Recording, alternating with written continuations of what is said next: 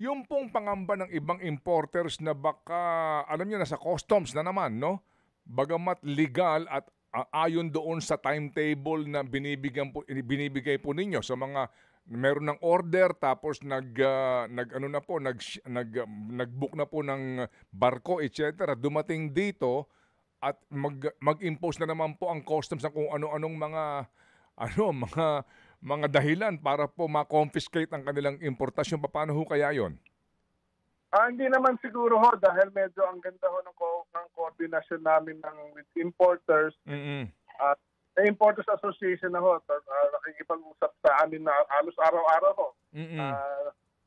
Tapos yung DOC din araw-araw kausap ko ho, saka Malacanang. So medyo tingin ko naman kung may problema man, baka may problema na talaga yung shipment na yan. Saka ginawa ho namin, nililipat namin yung ports na pwedeng pumasok para lang madaling i-control.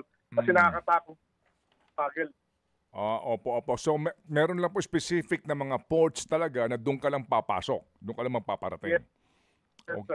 Yung version na nakita niyo siguro, hindi yun yung final, latest version. Meron kami latest version na kahapon lang ng hapon na circulate. Okay, sige po. Ito ho kasi nga maganda pinag-uusapan para po sa lahat ng stakeholders po, no.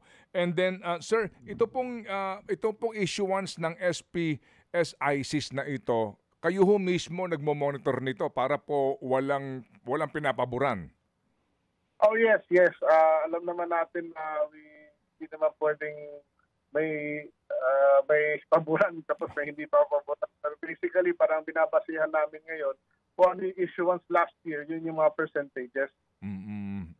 Opo. Sige po, so muli kami makikibalik. Opo, go ahead sir, go ahead. We have to be fair, sir. We have to be fair.